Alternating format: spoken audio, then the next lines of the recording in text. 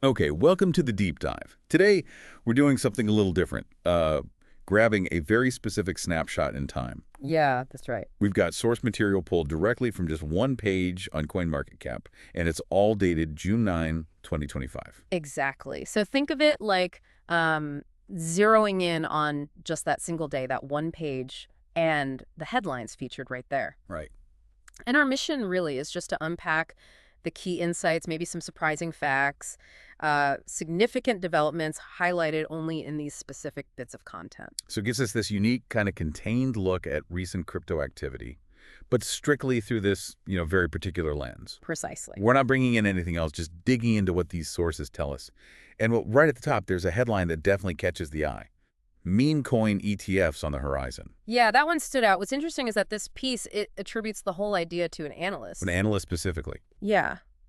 The core claim, at least as reported here, is that these kinds of structured investment products like Memecoin ETFs could actually be, something we might see down the line. On the horizon. That feels like a pretty big step for assets mostly known for, well, their volatility, right? Definitely. What reason does this analyst, the one cited in the source, give for why this idea is even popping up now? Well, according to the source, the analyst just points to growing market interest. Simple as that, apparently. That's what the source says. It even names two specific meme coins cited right alongside this idea, DOGE and a SHIB.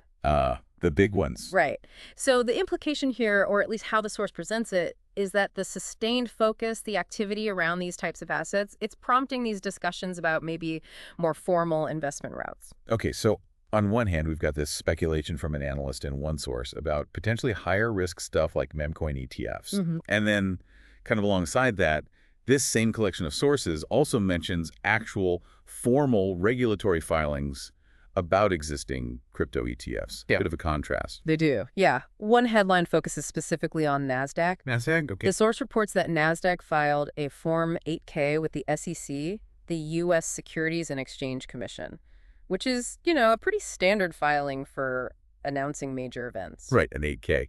And what was the specific event or the purpose of that filing based on what the source highlights? So the source states it was about proposing a change to the benchmark for the Hashdex Nasdaq Crypto Index US ETF. The ticker is NCIQ. NCIQ. Got it. And the filing date mentioned is June 2nd, the benchmark. That's basically the underlying index of assets that the ETF tracks. Changing the index and ETF tracks. Okay. Okay, how does the source interpret that? Does it see it as significant? Yeah, this source interprets that as signaling an expansion of crypto ETF benchmarks. An expansion. Does the article give any more detail on what kind of expansion this allows for or what it might mean? It frames it more generally as an expansion of the eligible assets or maybe the criteria for the benchmark. It doesn't really get into the super fine print, the exact changes. Okay. But the significance this source attaches to it is that it kind of broadens the scope of what that NCIQ ETF could potentially include, or maybe how it's weighted going forward, signaling, ongoing evolution in these structured products. Huh. It's fascinating to see both the really speculative ideas and these very concrete procedural steps happening sort of at the same time, according to these sources anyway. Yeah, it's quite a mix. Okay, moving to another level of formality mentioned in these pieces, there's news about potential government interest in Bitcoin. Yes, this source highlights a legislative move. It reports on a bill introduced by Representative Burchett. Burchett. And the proposal itself, what's the core idea? The bill proposes establishing a U.S. strategic Bitcoin reserve. A strategic reserve. You mean like the Strategic Petroleum Reserve, but for Bitcoin? That seems to be the idea presented, yeah. Wow. What does the source suggest this action signifies? Why report on it? Well, as interpreted by the source, this action indicates expanding government interest in cryptocurrency. It's presented as, a tangible step in the legislative world that reflects this growing attention, at least at a government level. Expanding interest from government. And also, it seems, from individual players with pretty significant market influence. Michael Saylor gets a mention in this batch of sources, too. He does, yeah. The source reports a specific action he took. Saylor apparently dropped the hashtag Bitcoin tracker again on social media. That specific hashtag post. Yeah. And what's the interpretation offered in the source whenever he does that? It feels like that's become a kind of recognized signal, hasn't it? Precisely. According to this source, yeah, that action is interpreted as signaling another MicroStrategy BTC buy is incoming. just based on the hashtag? Well, the article presents it as this recurring pattern that market watchers, including, the source's own reporting, Yeah. have come to associate with the company's whole acquisition strategy. Okay, so signals from institutions, or potential signals anyway. Shifting gears now from that kind of strategy signal to large anonymous market movements. Our sources also cover a report about a pretty big ETH movement. That's right. A piece focusing on what they often call whale activity, large holders, an anonymous whale specifically. And what did this large holder, this whale, do, according to the report? They redeemed 10,708 ETH from Lido. From Lido. Okay, so Lido being a major liquid staking protocol, redeeming usually means unstaking, right? Making it liquid again. Exactly, taking it out of staking. Okay, so they pulled a pretty substantial amount out of staking. Where did this source say that ETH went next? The source states the whale then deposited it onto OKX. OKX, right, the exchange. Yeah, a major crypto exchange. So pulling liquid ETH out of staking, putting it onto an exchange, does the source offer any, insider speculation on why a whale might do that? Or does it just report the facts? It mostly just reports the fact of the movement, but, Right. The context of moving a large sum from staking to an exchange, that's often highlighted in these kinds of reports. Right. Because it can potentially signal preparation for, trading, selling, maybe repositioning assets. So it makes the movement itself noteworthy for market observers. And the value mentioned. Yeah, the reported value of this ETH movement really underscores the size, $26.96 million. Wow. Yeah, that's definitely a substantial sum moving around. Mm-hmm. And speaking of exchanges, MEXC is featured in our sources too. What's the news there? Yes, just a bit about MEXC launching a new launchpad. Launchpad. Okay. Any specifics mentioned in the source? What's its focus? According to the piece, it features BTC, apparently to kick off something they're calling BTC Trading Month. Ah, okay. So it's presented mainly as a promotional thing or maybe a new feature centered around Bitcoin trading on their platform. Gotcha. So Exchange is still rolling out new programs, new incentives. Okay. Now, amidst all these pieces, we've looked at potential products, formal filings, government bills, institutional moves, whale activity.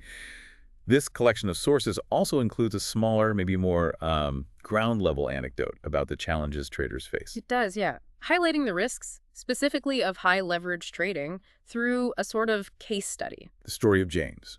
What happened to James in this source is telling? Well, according to the report, James initially lost money on a 40 by BTC long position. 40x long. Okay. So betting big on Bitcoin going up, and it didn't. Right. The market moved against him, amplified 40 times. The source then adds that he apparently tried a short position after that, betting on the price going down, but without success either. Ouch. So lost on the long, lost on the short. Right. What's the clear takeaway? What point does this source seem to be making by including James's story? Well, the article really uses his experience to underscore the risks involved. The explicit message highlighted right there in the source is basically high leverage, low returns. Pretty blunt. Yeah, it serves as a kind of cautionary tale against those amplified dangers, especially in volatile markets when you're using, excessive leverage.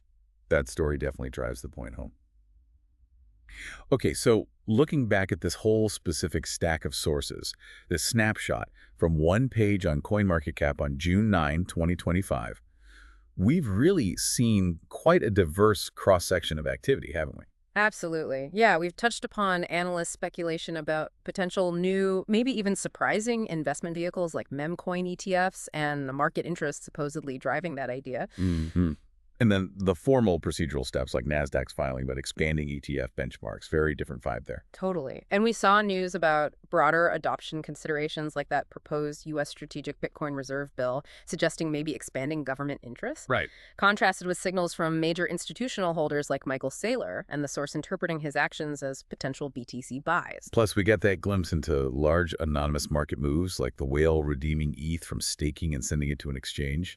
Yeah, the whale watch. And specific exchange developments like MEXC's new launchpad focused on BTC. And finally, that very real individual level risk highlighted by the cautionary tale of James and the clear message about high leverage. It really is quite a mosaic of the market just from this one day's collection. It is. And it's really important to remember, like we said at the start, this is just this specific set of headlines from one source on one day. It's just providing a few pieces of a much, much larger, constantly moving picture. Definitely. Each point just offers a small window, showing how multifaceted the digital asset space is right now. So here's maybe a final thought for you, the listener, to consider based purely on this snapshot we've explored today. Looking at this specific mix of news, I mean, everything from hypothetical, speculative products like Memecoin ETFs through to formal SEC filings, actual government proposals, and then the very practical risks of high leverage trading. What does this particular combination of activity, all reportedly happening concurrently on this one day, tell you about the current state and maybe the potential future directions of the whole digital asset space? Yeah, that's a good question to ponder. It certainly underscores the different forces and all the different participants, right?